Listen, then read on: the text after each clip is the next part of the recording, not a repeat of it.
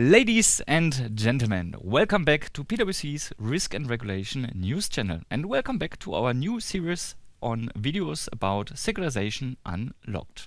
Like always, I'm doing these videos not alone. I'm again here with our Securitisation expert, Christoph Himmelmann, co-lead of the Securitisation Workstream in the EBA SSM Office of PwC and a director here in the Frankfurt office. Hi Chris. Hi Martin. Nice to have you here again. Thanks again. Ladies and gentlemen, in our first video of our series on Securitisation Unlocked, we were speaking about the fundamentals of securitization and speaking about what are the recent developments in the market. Today, we want to pick up one topic that we mentioned already in our first video, and that is that there are some new rules proposed on EU level on how to calculate RWA on securitization and also some other new regulations. Christoph, you are our expert on this topic. Would you like to give us a first overview? What are these changes on EU level and why all the stakeholders in the securitization market were awaiting these proposals so much? Yeah, maybe I start with your second questions because this is quite interesting to see how this developed over time. So if you remember, there was a huge reform of the securitization framework in 2017, lessons learned from the financial crisis and so on. And this is the regime that we are currently working with. And from the beginning of this new framework, back then there was already some critics around it. So, and there here on the right-hand side of the slide, we mentioned four of them. First of all, there is limited capital relief for originators, and this might be an issue if you think about the efficiency of a transaction in terms of RWA relief. There are a lot of transparency requirements to fulfill for originators for good reasons, lessons learned, financial crisis, agency risk, and so on and so forth, but maybe it's a bit overshooting the objectives of the framework back then. And therefore, there are some discussions around like streamlining the transparency requirements as well. Third one is when you are an investor in securitization positions, you need to conduct a very detailed due diligence. And that's also for good reasons. You need to know what you are buying. That's okay. But maybe this rule-based long list of items you need to check when you do the due diligence is not risk sensitive enough, and this is what they discussed already for quite some time.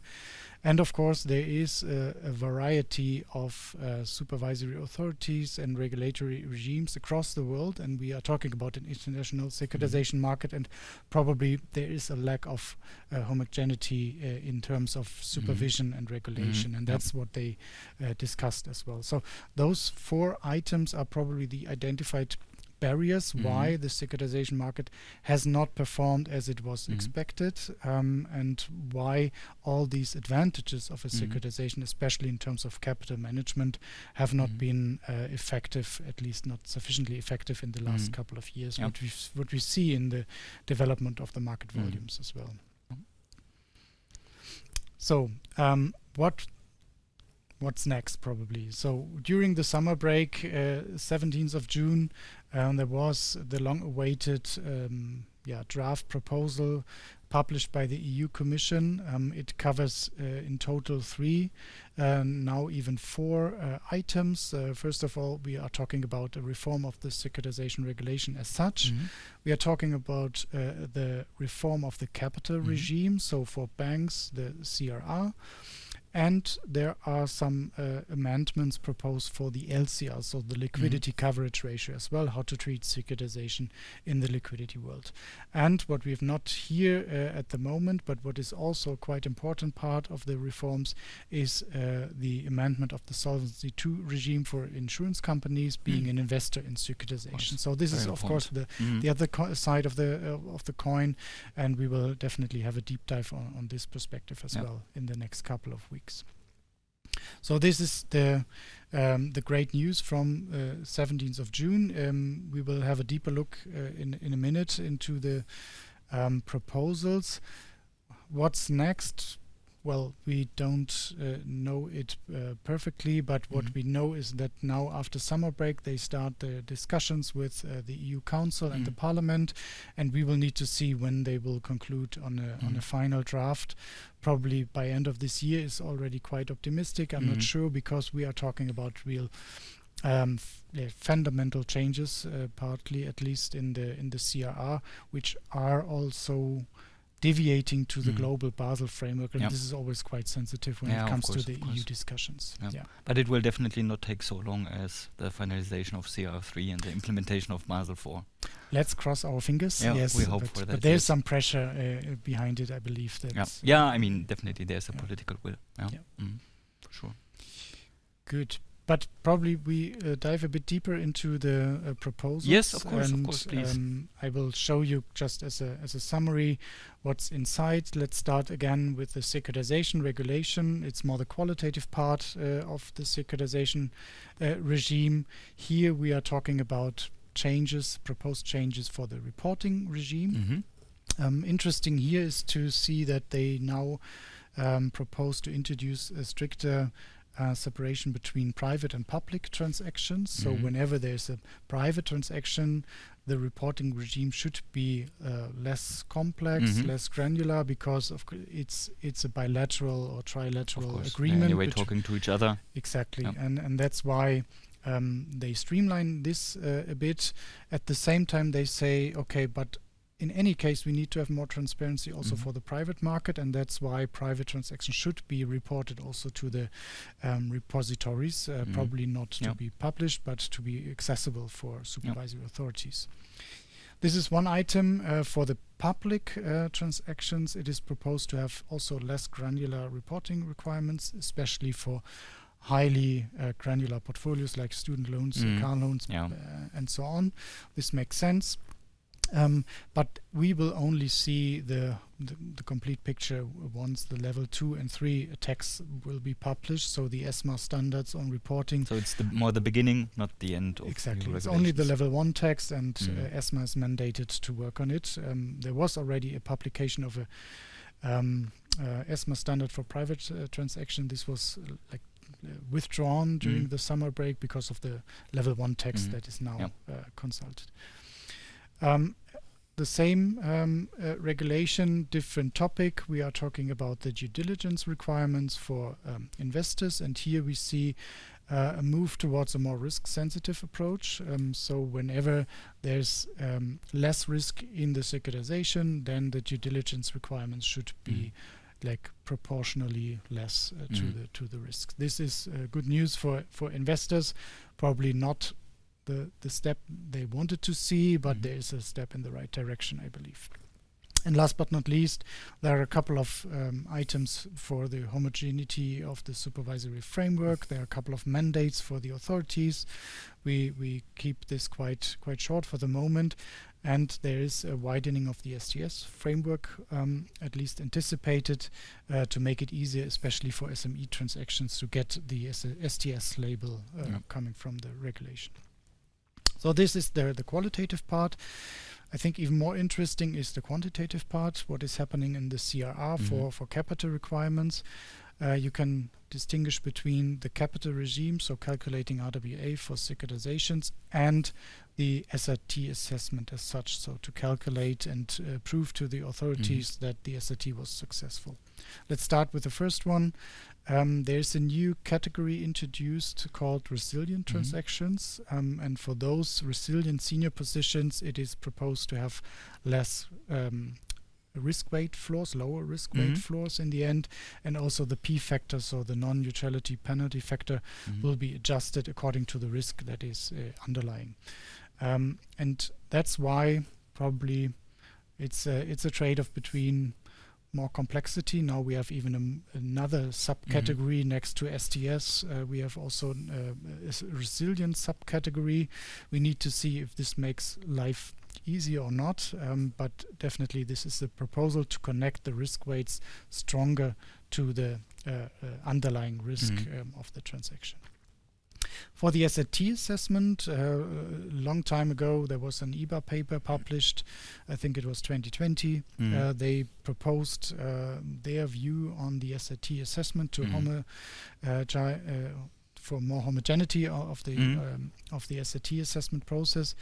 And some parts of it are now picked up in for the level 1 text in the CRR. So I think this is good news for all stakeholders to have more guidance in the level 1 text. But also here we need to wait. There's a mandate for EBA to work on a level 2 technical standard for the SAT assessment. So stricter rules, but more transparency. This is, I think, the message here. Last but not least, the LCR delegated regulation is proposed to be amended in some parts. That's small adjustments only. There are a couple of discussions to have a bit more relief in terms of how to account for securitizations when you calculate your liquidity buffer, so your HQLA buffer. There was not too much in it at the moment. There are some lower haircuts proposed, depending also on the risk. There is also some specific treatment for those resilient positions and STS. And if you have those types in your portfolio, then you can account for them a bit more than it is today. But no major step forward, I would say. Okay. Yeah, that sounds really good. Christoph, the current regulatory regime on securitization is a little bit burdensome, I would say. There are a lot of requirements, and the market called out and asked the EU Commission to make it a little bit more simpler and also to make securitization more attractive, to use it also more as a capital management tool. When you look now to all these proposals from the securitization regulation, CRR, securitization, quantitative requirements, LCR, do you think they achieve what they wanted to achieve? Do they reduce the burden for securitization? Will that motivate the market to conduct more securitization transactions, especially with regard to RWA relief, like the RWA floors? It's a very good question, and I believe it depends a bit. And I wouldn't say that they achieved the goal to make it less complex. So because I already said there's a new subcategory even introduced, and you really need to look at your very specific transaction. If you achieve low risk weights or not, and at what price. So do you need to pay more protection fee for that?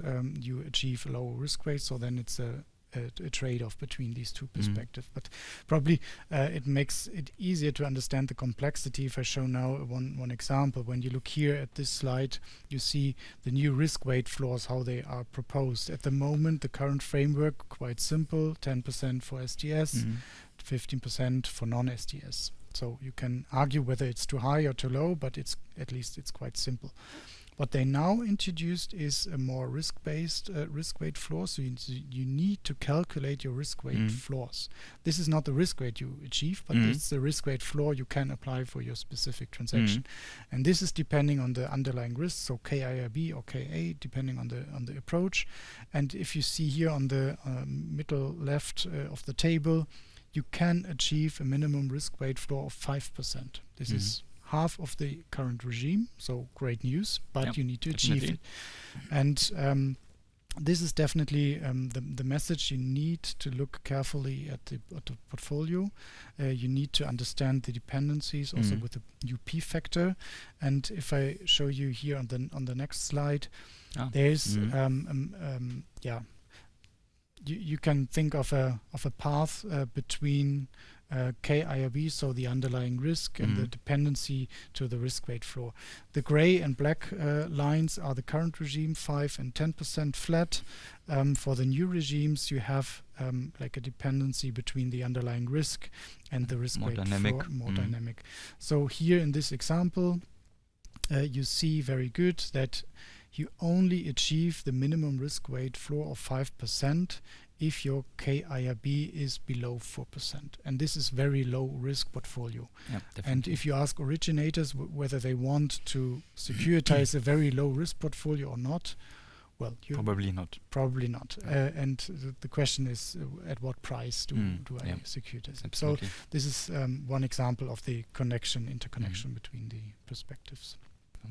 Yeah, definitely. I would say all the RWA calculation is extremely complex. I remember also from the proposals in 2017, a lot of formulas that have to be considered. So you need real experts to understand the impact of the new proposals, definitely. Before you mentioned another very important parameter, the P factor for the calculation of RWA, very important. I assume it has nothing to do with a singing contest on television. So what can you tell us about the P factor? What are the changes and how does it work? Yeah, unfortunately not. No singing contest factor, but it's the penalty factor for non-neutrality. So the difference between if you invest directly into the underlying asset or you go via a securitization and are exposed to some extent to agency risk, to model risk, and so on and so forth. At the moment, again, here on this table, you see the current framework, which is more or less quite straightforward. The proposals are twofold, I would say. At the one hand side, they appreciate that originators are not exposed to agency risk because they know what they are securitizing, and that's the difference. So we differentiate between the investor perspective and the originator perspective even stronger. And as you can see here, there's for the SEC standardized approach, for example, there's a P factor of 0.3 proposed for STS or 0.6 for non-STS compared to 0.5 or 1 at the moment. So there's a relief for the SEC SA. For the SEC IRB, it's the same. We have a lower floor in the P factor formula for the SEC IRB. So also here there is some movement, but you also need to think about in which position I am. I am the originator, then I probably have the relief. I have less RWA for the retained tranches, but if you're an investor, probably the difference is not significant. Okay. This sounds really complex. So even with the P factor additional complexity, also when we look to the RWA calculation in general for standardized approaches, for IRB approaches, for sure. But like always in life, every little bit of joy, you have to pay a price, and the price is complexity, of course. But when you look to the overall changes, especially with regard to the RWA, what is really the relief? What is the outcome? What is the impact of these new proposals? Maybe you can give us a quick example where it's a little bit easier to understand what the overall impact is. Yeah. So what we did is really to understand the changes by calculating with quite realistic examples. And here we have two of them. We have a securitization structure with a mezzanine tranche and one with a junior tranche only. And we have different combinations of being a resilient transaction and an STS transaction, because this is very decisive for the RWA. And here you see the M1 to M4 combinations. These are different scenarios of the same transaction. Of course, we took some assumptions. We kept some items stable for the moment.